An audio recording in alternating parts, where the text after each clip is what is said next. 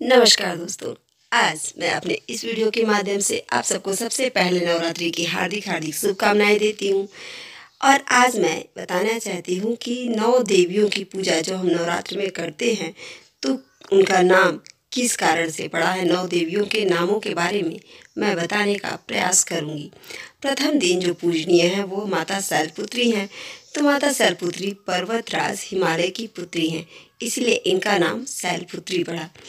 दूसरी देवी है ब्रह्मचारिणी। माता पार्वती ने भगवान शिव को पति रूप में प्राप्त करने के लिए तपस्या की थी, इसी रूप में उनका नाम ब्रह्मचारिणी पड़ा।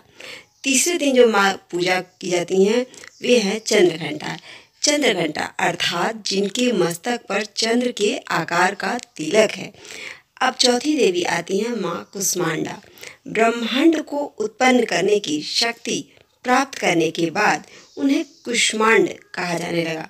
उदर से अंड तक वह अपने भीतर ब्रह्मांड को समेटे हुए हैं, इसीलिए कुष्मांडा कहलाती हैं। पांचवी देवी है माँ स्कंद माता।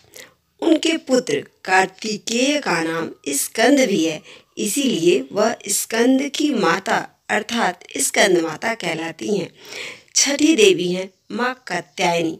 महर्षि कात्यायन की तपस्या से प्रसन्न होकर उन्होंने उनके यहाँ पुत्री रूप में जन्म लिया था, इसीलिए कात्यायनी कहलाती हैं। अब सप्तमी देवी है माँ कालरात्रि। माँ पार्वती कालू अर्थात हर तरह के संकट का नाश करने वाली हैं, इसीलिए माँ को कालरात्रि कहा जाता है। अष्टम देवी हैं माँ महागौरी। माता का रंग पूर्णतः गौर अर्थात गोरा है, इसीलिए वे माँ गौरी कहलाती हैं। 9वें दिन की देवी हैं माँ सिद्धिदात्री। जो भक्त पूर्णतः उन्हीं के प्रति समर्पित रहता है उसे वह हर प्रकार की सिद्धि दे देती हैं, इसीलिए उन्हें सिद्धिदात्री कहा जाता है।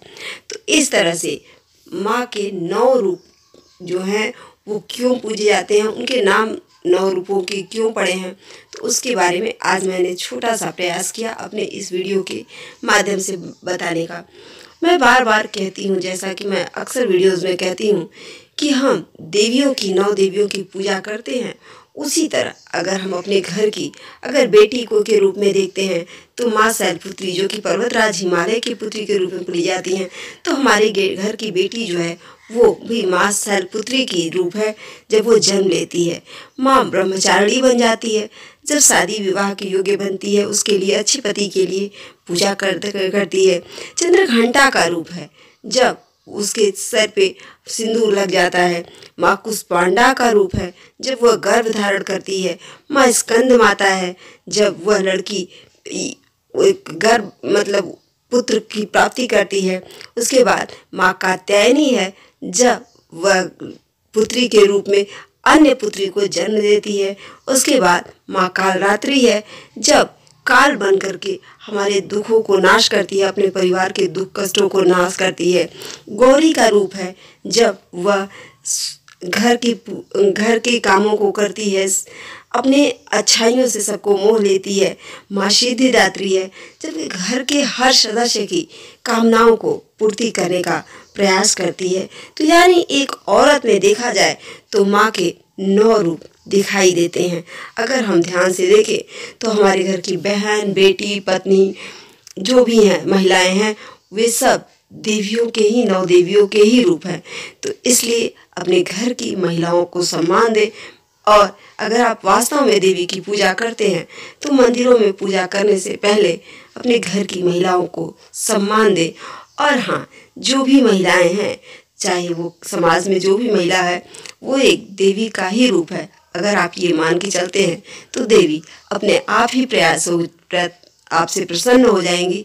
आपको किसी पूजा पाठ, किसी मंदिर, किसी पंडाल में दर्शन करने की आवश्यकता नहीं है। अगर आप महिलाओं को दिल से सम्मान देते हैं, आदर देते हैं महिलाओं को, तो यही सबसे बड़ी आपकी पूजा होगी। तो मैं आप सबको एक बार फिर से नवरात्रि की हार्दिक शुभकामनाएं देती हूँ और आशा करती हूँ कि आपके अपने स्वभाव में बदलाव लाएंगे, महिलाओं के लिए सम्मान आपके हृदय में आएगा। तो मेरा यही प्रयास रहेगा कि हर व्यक्ति महिलाओं को